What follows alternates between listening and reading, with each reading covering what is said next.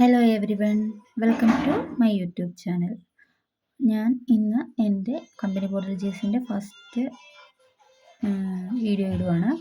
Video എന്ന് പറഞ്ഞാൽ ഇതൊരു ഇൻട്രൊഡക്ഷനാണ്. സിലബസ് ബേസ്ഡ് ഞാൻ തുടങ്ങുന്നതിനെക്കുറിച്ചുള്ള ഒരു ഇൻട്രൊഡക്ഷനാണ്. ഇത് ക്ലാസ് അല്ല, എന്നാലും ഇത് ഉപകാരം ചെയ്യും. ഈ വീഡിയോ നിങ്ങൾക്ക് എല്ലാവർക്കും ഉപകാരം ചെയ്യും. നമ്മുടെ വിഷയം നമ്മുടെ കമ്പനി ബോർഡ് റിജേഴ്സിൻ്റെ സിലബസ് വന്നില്ല. എന്നാലും ഇപ്പോൾ പഴയ ഇത് വെച്ച് നോക്കിയിട്ടുണ്ടെങ്കിൽ എല്ലാവർക്കും അറിയാം, മൊത്തം 100 മാർക്കിനാണ്. ഇംഗ്ലീഷ് ഇല്ല. പൊതുവിജ്ഞാനം 40 മാർക്കിന്, ആനുകാലിക വിഷയങ്ങൾ 20 മാർക്കിന്, സയൻസ് 10 മാർക്കിന്, പൊതുജനാരോഗ്യം 10 മാർക്കിന്, ലഘുഗണിതവും മാനസിക നിരീക്ഷണ പാഠവ പരിശോധനയും 20 മാർക്കിന്. അങ്ങനെയാണ് നമുക്ക് ഇത് വരുന്നത്.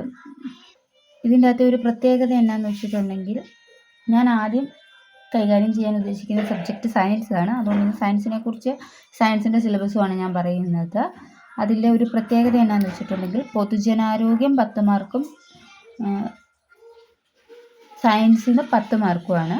പക്ഷേ ഇതിൽ പറയുന്നത് കെമിസ്ട്രി ഫിസിക്സിൽ നിന്ന് 5 മാർക്കിനുള്ള ക്വസ്റ്റ്യൻസും, പൊതുജനാരോഗ്യം 10 മാർക്കും, അതായത് മനുഷ്യ ശരീരമാണ് ഉദ്ദേശിക്കുന്നത് അവർ, പിന്നെ 5 മാർക്ക് ബയോളജിയാണ്. അപ്പോൾ 15 മാർക്കിൽ നമുക്ക് ബയോളജി പഠിച്ചാൽ, ബയോളജി അവർ പറയുന്ന പോർഷൻസ് നമ്മൾ കയർ ചെയ്ത് നമുക്ക് ആ 15 മാർക്കിൽ 14 മാർക്ക് അല്ലെങ്കിൽ 13 മാർക്ക് നമുക്ക് ട്രാക്ക് ചെയ്യാൻ പറ്റുമെന്നുള്ളതാണ്. അപ്പോൾ ആദ്യം ഞാൻ കൈകാര്യം ചെയ്യാമെന്ന് വിചാരിക്കുന്നത് ബയോളജിയാണ്. അതിൽ ബയോളജിയുടെ ഇത് നോക്കിക്കോ നിങ്ങൾ.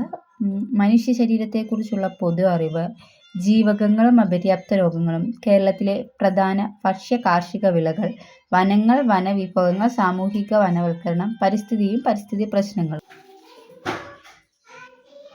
അടുത്ത 10 മാർക്കിൻ്റെ പൊതുജനാരോഗ്യം, സാംക്രമിക രോഗങ്ങളും രോഗകാരികളും, അടിസ്ഥാന ആരോഗ്യ വിജ്ഞാനം, ജീവിതശൈലി രോഗങ്ങൾ, കേരളത്തിലെ ആരോഗ്യക്ഷേമ പ്രവർത്തനങ്ങൾ.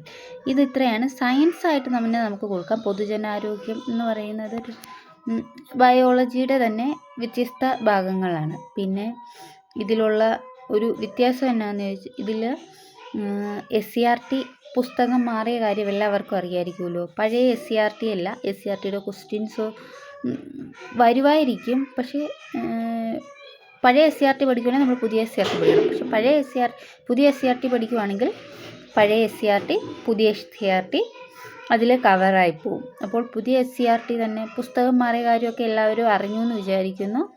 അതിലെല്ലാവരും അപ്ഡേഷൻ ഉണ്ടാവണം. ഞാൻ നോട്ടുകൾ തരും, PDF ആയിട്ട് എൻ്റെ നോട്ടുകൾ തരുന്നതാണ്. ഞാൻ എടുക്കുന്ന ക്ലാസ്സിൻ്റെ നോട്ടുകൾ ഞാൻ PDF ആയിട്ട് തന്നെ തരും. താഴെ ലിങ്ക് ചെയ്തിട്ടുണ്ടാകും.